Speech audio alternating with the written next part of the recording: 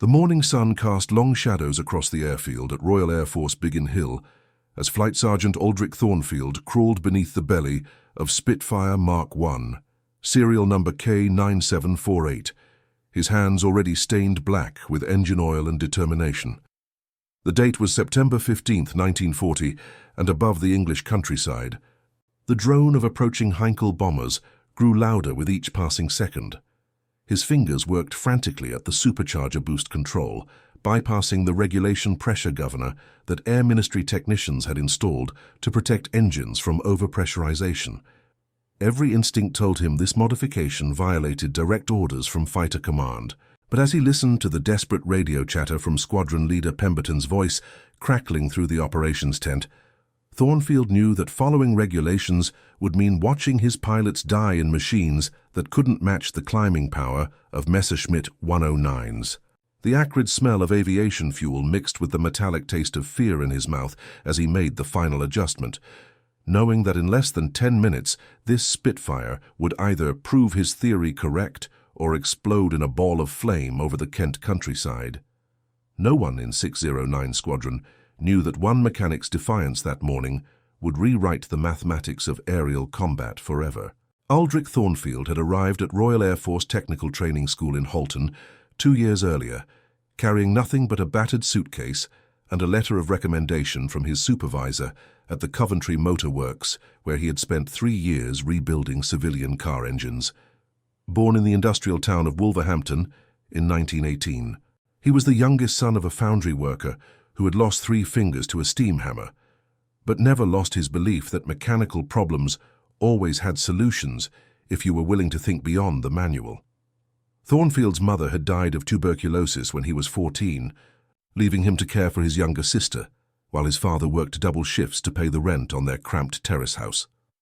Those long evenings spent alone in the garage behind their home, dismantling and rebuilding motorcycle engines by lamplight, had taught him that machinery responded better to intuition than to rigid adherence to manufacturer specifications. When the Royal Air Force recruitment officer visited the Coventry Works in early 1938, promising technical training and steady wages for skilled mechanics, Thornfield saw his chance to escape the grinding poverty of industrial Wolverhampton while serving something larger than himself. His enlistment papers listed his occupation as motor mechanic, but they could not capture the hundreds of hours he had spent studying airflow dynamics in discarded engineering journals, or the detailed notebooks he kept documenting engine performance modifications that factory engineers would never attempt. He had no idea that soon, those instincts would be all that stood between his pilots and annihilation. The technical training at Halton proved both easier and more frustrating than Thornfield had expected.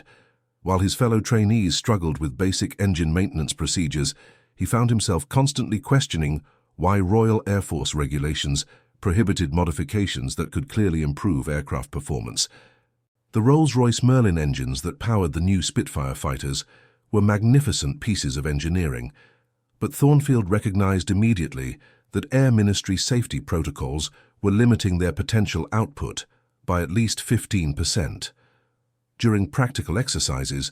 he watched instructors demonstrate proper maintenance techniques that prioritized engine longevity over maximum performance,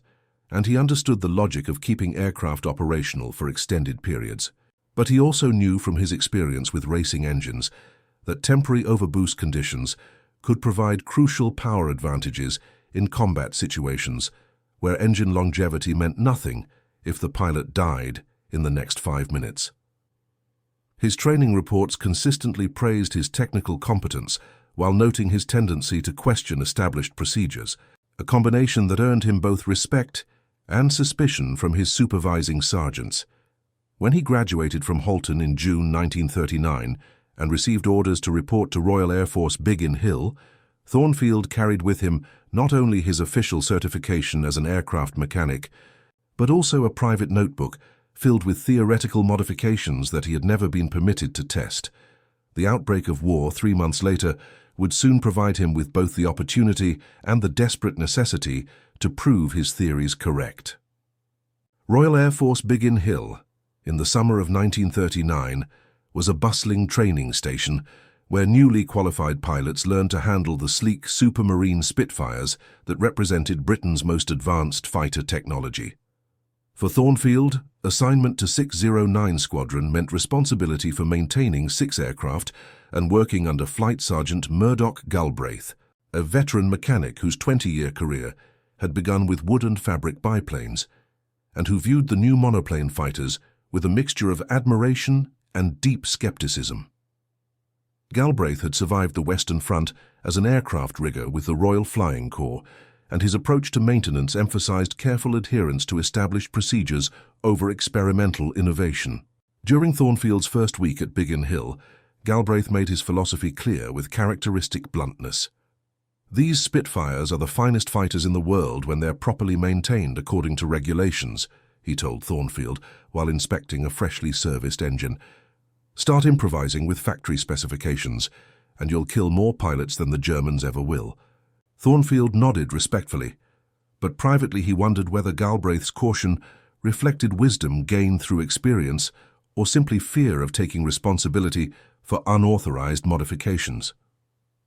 The pilots of 609 Squadron initially treated Thornfield with the casual indifference that experienced airmen reserved for new ground crew, but his meticulous attention to detail and willingness to work long hours gradually earned their trust. Squadron leader Pemberton, a Battle of France veteran who had transferred to Biggin Hill after losing half his original squadron over Dunkirk, began specifically requesting that Thornfield service his aircraft after discovering that engines maintained by the young mechanic ran noticeably smoother than those serviced by other ground crew members. What Pemberton did not know was that Thornfield had been making subtle adjustments to fuel mixture settings and ignition timing that slightly exceeded factory recommendations, but significantly improved engine responsiveness. By early September 1940, Thornfield had established himself as one of the most reliable mechanics in the squadron, but he had also begun to suspect that his pilots were dying not from lack of skill or courage, but from flying aircraft that were artificially limited by peacetime safety regulations designed for training flights rather than mortal combat. The Battle of Britain began in earnest during July 1940 when the Luftwaffe launched Operation Eagle Attack, a sustained bombing campaign designed to destroy Royal Air Force Fighter Command and achieve air superiority over the English Channel in preparation for the planned German invasion of Britain. From his position at Biggin Hill, one of Fighter Command's most important sector stations, Thornfield witnessed firsthand the escalating intensity of aerial combat as German bomber formations, escorted by Messerschmitt 109 and 110 fighters, struck targets throughout southeastern England with increasing frequency and determination. The strategic stakes could not have been clearer. If the Royal Air Force lost control of British airspace, Operation Sea Lion, the German invasion plan would proceed with devastating consequences for British resistance to Nazi expansion. Prime Minister Churchill had stated the situation with characteristic directness during a speech to Parliament in June. "Upon this battle depends the survival of Christian civilization," he declared, and every pilot and ground crew member at Biggin Hill understood that they were literally fighting for the continued existence of their homeland. The mathematics of the air war heavily favored the Germans, who could draw upon approximately 2,600 fighters and bombers based in occupied France, Belgium and Norway, while Fighter Command possessed fewer than 800 operational Spitfires and Hurricanes, spread across dozens of airfields throughout Britain. More troubling than the numerical disadvantage was the growing evidence that German pilots were achieving better climbing rates and higher altitude performance than Royal Air Force technical manuals suggested should be possible. Intelligence reports from combat formations, returning from engagements over the Channel, consistently described Messerschmitt 109s climbing faster than Spitfires, despite theoretical performance specifications that indicated the British fighters should possess superior rates of ascent. Squadron leader Pemberton had begun filing detailed after-action reports, noting that his pilots were losing altitude advantages during combat because their engines could not maintain competitive power output during steep climbs, but Fighter Command headquarters attributed these difficulties to pilot error rather than mechanical limitations. The possibility that German aircraft were using unauthorized engine modifications had been discussed and dismissed by Air Ministry officials who believed that Luftwaffe pilots would never risk engine damage by exceeding manufacturer specifications. During the first week of September 1940, the intensity of German attacks on fighter command airfields reached a crescendo that threatened to overwhelm Britain's defensive capabilities entirely. Biggin Hill was bombed 3 times in 5 days, destroying several aircraft on the ground and killing 14 ground crew members, while severely damaging the operations building and primary runway. Despite these attacks, 609 Squadron continued flying multiple sorties daily, but Thornfield noticed that pilot fatigue and mechanical stress were beginning to compromise aircraft performance in ways that threatened the squadron's operational effectiveness. Spitfire engines that had been running smoothly in August were now showing signs of premature wear from continuous high-power operation, and several aircraft had been lost when pilots were unable to maintain sufficient climbing speed to escape German fighters attacking from higher altitudes. On September 10th, Pilot Officer Reginald Ashworth failed to return from a patrol over Dover after radio transmissions indicated that his aircraft had lost power during a climbing turn while attempting to intercept a formation of Heinkel 111s. Ashworth's Spitfire was found crashed in a Kent meadow with engine damage consistent with catastrophic detonation caused by excessive cylinder pressure, but post-incident investigation revealed that the engine had been operating within normal parameters when the failure occurred. Thornfield examined the wreckage personally and concluded that the engine had failed not because it had been pushed beyond safe limits, but because those limits were inadequate for the demands of sustained combat operations. That evening, as he worked alone in the maintenance hangar cleaning spark plugs and adjusting carburetors, Thornfield made a decision that would have resulted in court-martial proceedings if discovered by his superiors. He began systematically testing modifications to supercharger boost pressure on aircraft engines during ground runs, carefully documenting the results in his private notebook while officially reporting only routine maintenance activities. His goal was not to increase maximum power output beyond safe limits, but to access power levels that the Merlin engine could safely deliver if freed from the conservative restrictions imposed by peacetime regulations. Squadron Leader. Pemberton's voice crackled through the operations tent radio at 0530 hours on September 15th as he reported contact with a formation of 40-plus Heinkel 111s approaching London from the southeast, escorted by an estimated 60 Messerschmitt 109s flying top cover at 25,000 feet. 609 Squadron had 12 serviceable aircraft available for immediate launch, but intelligence section estimated that the German formation included enough fighters to outnumber the defenders by more than 5 to 1. Pemberton's tactical situation report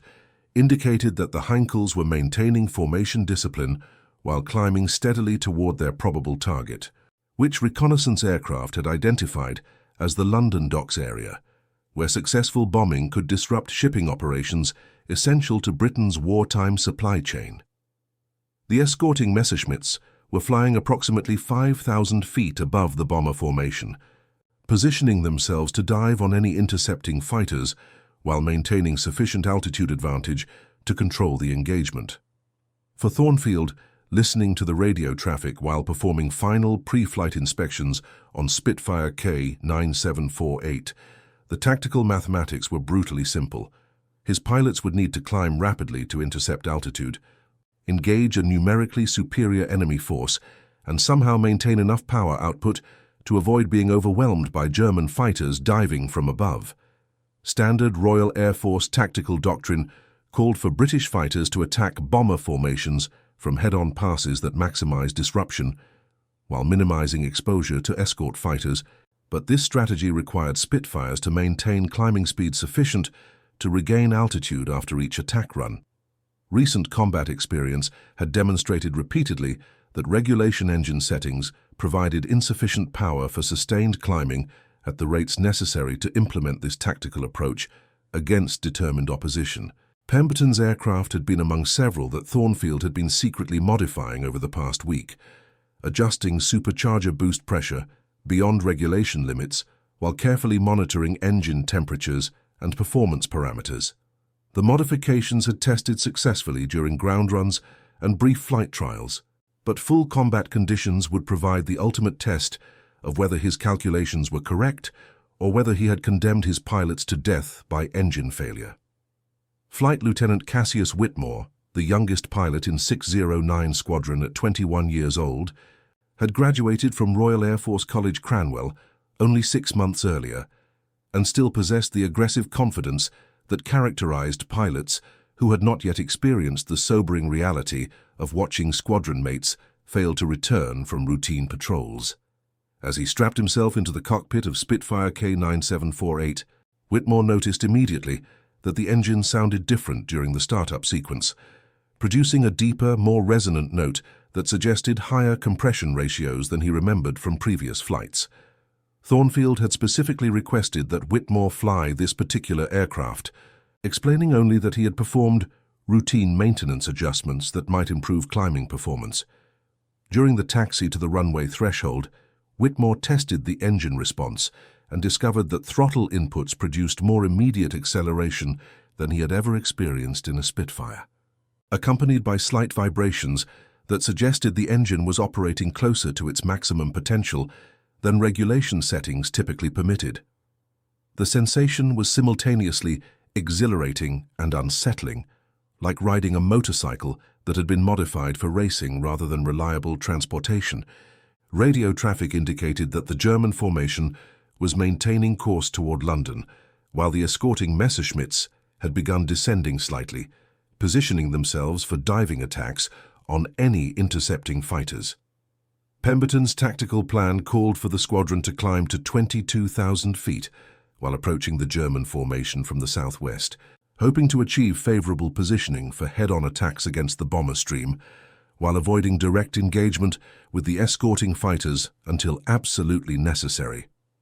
As Whitmore advanced the throttle for takeoff, he felt the modified engine surge forward with power that pressed him back into his seat with unprecedented force, and he realized that Thornfield had somehow given him capabilities that exceeded anything described in Royal Air Force pilot training manuals. The climb to intercept altitude revealed the true significance of Thornfield's unauthorized modifications as Spitfire K9748 maintained a rate of ascent that exceeded standard performance specifications by nearly 20%. Whitmore found himself pulling ahead of the squadron formation, despite throttling back to maintain position, and he began to understand that his aircraft possessed climbing capabilities that could fundamentally alter the tactical dynamics of the coming engagement. Radio communications indicated that other squadron aircraft equipped with modified engines were experiencing similar performance improvements, giving 609 Squadron climbing rates that approached those of the escorting Messerschmitt 109s for the first time since the Battle of Britain had begun. Pemberton's voice carried a note of amazement as he reported that his flight was maintaining formation integrity while climbing faster than he had ever achieved in previous combat sorties. The German formation appeared on the horizon at exactly the position and altitude that intelligence section had predicted, a dark cloud of aircraft maintaining perfect formation discipline while approaching their target with methodical precision. Whitmore could see the Heinkel bombers flying in close formation at approximately 19,000 feet, their twin engines leaving contrails that marked their progress across the clear September sky like chalk lines drawn on a blackboard. Above and behind them, the Messerschmitt escorts maintained their protective formation, ready to dive on any intercepting fighters that attempted to disrupt the bombing run. The standard Royal Air Force tactical response would have required the Spitfires to approach from below, struggling to gain sufficient altitude for effective attacks while exposing themselves to diving attacks from German fighters maintaining superior positioning. Instead, Thornfield's modifications were allowing the squadron to approach the engagement with climbing rates that would enable them to match the altitude of the escorting fighters, transforming the tactical situation from a defensive struggle into a potentially winnable contest. The first indication that Thornfield's modifications were providing decisive advantages came when Flight Lieutenant Whitmore found himself climbing past the altitude of the Messerschmitt escort formation, achieving positioning that allowed him to execute diving attacks against German fighters rather than struggling to climb toward them from below. His radio transmission to Pemberton carried a mixture of excitement and disbelief as he reported, "Bandits below me at Angels 2-4 climbing to engage." For the first time since the Battle of Britain had begun, a Spitfire pilot was able to achieve superior positioning against Messerschmitt 109s through climbing performance alone. The psychological impact on both British and German pilots was immediate and profound. Whitmore's diving attack on the leading Messerschmitt element caught the German pilots completely unprepared for assault from above, disrupting their formation and forcing them into defensive maneuvering that prevented coordinated attacks on the other Spitfires approaching the bomber formation. Meanwhile, Pemberton led the remainder of the squadron in head-on attacks against the Heinkel bomber stream, utilizing the superior climbing power provided by Thornfield's modifications to maintain formation integrity while executing multiple attack passes. The Heinkel crews, accustomed to facing intercepting fighters that struggled to maintain altitude during repeated attacks, found themselves under sustained assault from Spitfires that could regain attacking position faster than Luftwaffe tactical doctrine suggested should be possible. Radio intercepts from German aircraft indicated confusion and concern as bomber crews reported that British fighters were demonstrating performance characteristics that exceeded intelligence section assessments of Spitfire capabilities. Within 15 minutes of initial contact, the German formation had been forced to jettison bombs over open countryside rather than reaching their intended target, while 3 Heinkel bombers and 2 Messerschmitt fighters had been shot down without loss to 609 Squadron. More significantly, the engagement had demonstrated that Royal Air Force fighters could achieve tactical parity with Luftwaffe formations when equipped with engines that operated at their actual potential rather than the artificial limitations imposed by peacetime regulations. The immediate aftermath of the engagement brought both celebration and investigation as Fighter Command Headquarters attempted to understand how 609 Squadron had achieved unprecedented success against numerically superior opposition. Pemberton's after-action report noted that his aircraft had demonstrated climbing performance approximately 20% better than standard specifications, enabling tactical approaches that had previously been impossible due to power limitations. Air Commodore Lee Mallory, commanding 12 Group Fighter Command, personally flew to Biggin Hill that afternoon to interview pilots and examine the aircraft involved in the engagement. Whitmore's detailed debrief described engine performance characteristics that exceeded anything he had experienced during training, leading to immediate technical inspection of Spitfire K9748 and discovery of Thornfield's unauthorized supercharger modifications. The investigation revealed that Thornfield had been systematically testing boost pressure adjustments on multiple aircraft over several weeks, carefully documenting performance improvements while monitoring engine temperatures and operational parameters to ensure that increased power output remained within safe limits. His private notebook contained detailed calculations demonstrating that Rolls-Royce Merlin engines could safely deliver higher power output than Air Ministry regulations permitted, provided that pilots understood the operational constraints and maintenance requirements associated with enhanced performance settings. The technical data supported his modifications completely, showing that regulation boost pressure limits had been established for training operations and peacetime longevity, rather than combat effectiveness.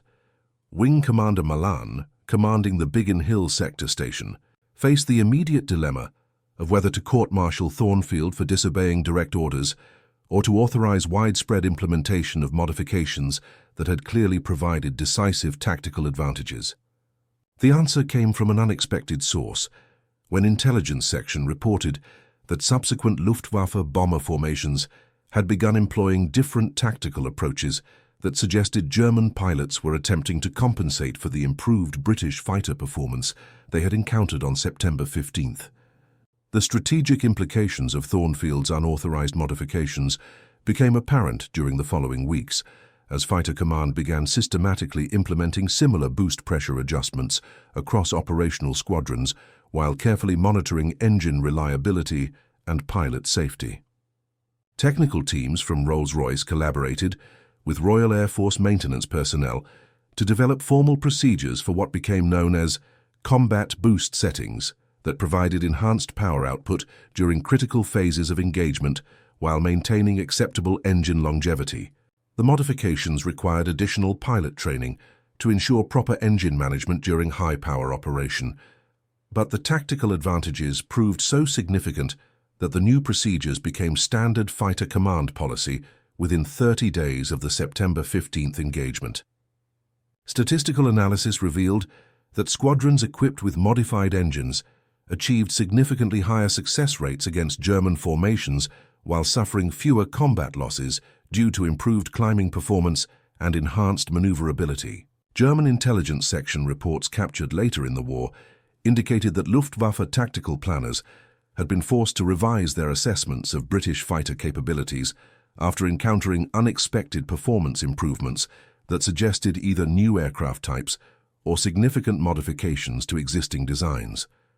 The psychological impact on German aircrews was equally important, as bomber formations began encountering intercepting fighters that could maintain sustained attacks rather than struggling to regain altitude between engagement passes.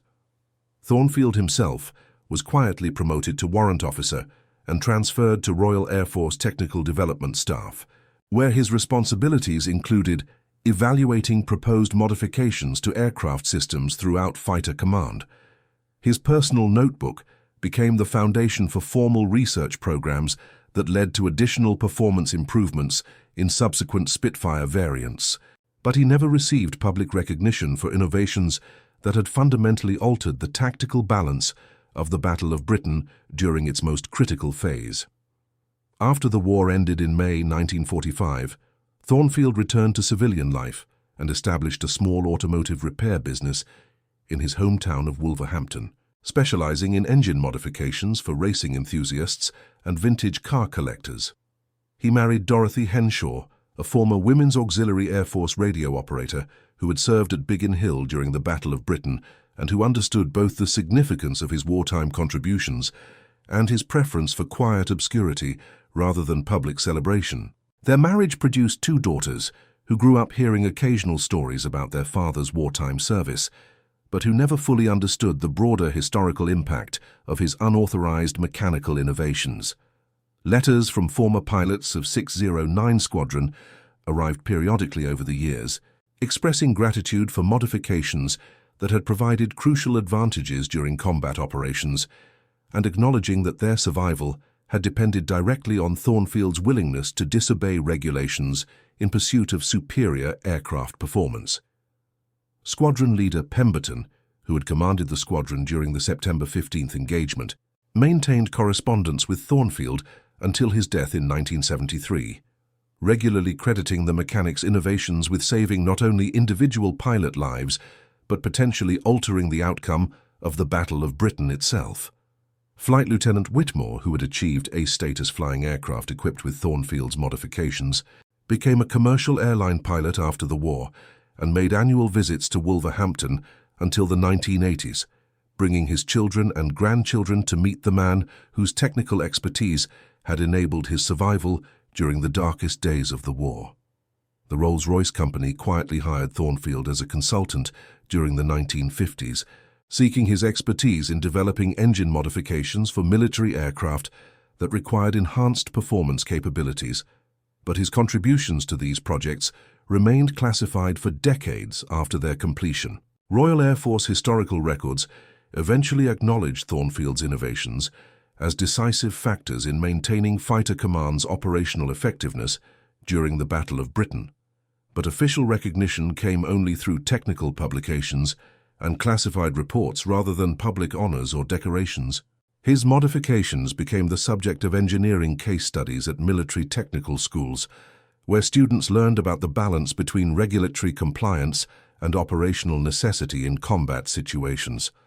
Academic historians studying the Battle of Britain gradually recognized that the tactical advantages achieved by British fighters during crucial engagements in September and October 1940 had resulted partly from unauthorized modifications developed by ground crew personnel who understood aircraft capabilities better than the regulations that governed their operation. The broader lesson of Thornfield's innovations influenced post-war military procurement policies that emphasized performance optimization over conservative operational limitations, leading to formal procedures for rapid implementation of field modifications that proved tactically valuable. Defense contractors began including provisions for enhanced performance settings in aircraft design specifications, acknowledging that combat requirements often demanded capabilities that exceeded peacetime operational parameters. Modern fighter aircraft incorporate multiple power settings that allow pilots to access maximum engine potential during critical situations, a direct legacy of the principles that Thornfield had implemented through individual initiative during the summer of 1940. Technical publications from aerospace manufacturers continue to reference his work as an example of innovative thinking that achieved strategic impact through tactical improvements at the operational level. His personal notebook, donated to the Imperial War Museum by his daughters after his death in 1987, remains a primary source for understanding how individual technical expertise contributed to broader military success during World War II. The enduring significance of Aldrich Thornfield's unauthorized innovations extends far beyond the specific tactical advantages achieved by 609 Squadron during September 1940, representing a fundamental lesson about the relationship between regulatory compliance and operational effectiveness in high-stakes situations. His willingness to risk court-martial proceedings in pursuit of modifications that could save pilot lives demonstrates the kind of moral courage that emerges when individual expertise conflicts with institutional limitations during crisis conditions. The fact that his modifications proved both technically sound and strategically decisive validates the importance of encouraging innovative thinking among technical personnel who possess detailed knowledge of system capabilities and operational requirements. Modern military organizations continue to struggle with the balance between maintaining safety standards and enabling performance optimization. But Thornfield's example provides a model for responsible innovation that achieves enhanced capability without compromising fundamental safety principles. His story also illustrates the often unrecognized contributions of support personnel whose technical expertise enables the heroic actions of combat operators, reminding us that military success depends on the collaborative efforts of individuals serving in roles that rarely receive public recognition or historical attention. The mechanics, technicians, and engineers who maintain and modify military equipment perform work that directly influences the survival and effectiveness of those who operate in combat situations, but their contributions often remain invisible to observers focused on the dramatic actions of pilots, soldiers, and sailors. Thornfield's innovations during the Battle of Britain represent thousands of similar contributions by support personnel throughout military history, whose technical expertise and individual initiative have provided decisive advantages during critical moments. The question his story raises for contemporary audiences is whether we possess the institutional flexibility and individual courage necessary to support similar innovations when confronted with our own crisis situations, whether military or civilian, that demand performance beyond the limitations of current regulations and conventional thinking. Would you have made the unauthorized modifications that saved lives but violated direct orders? Or would you have followed regulations while watching your comrades die in machines artificially limited by peacetime safety standards? Consider sharing this story of unrecognized heroism so others can understand how individual technical expertise and moral courage continue to shape the outcomes of historical conflicts that determine the survival of democratic institutions and the freedom of ordinary people to live without fear of conquest by those who would destroy the foundations of civilized society.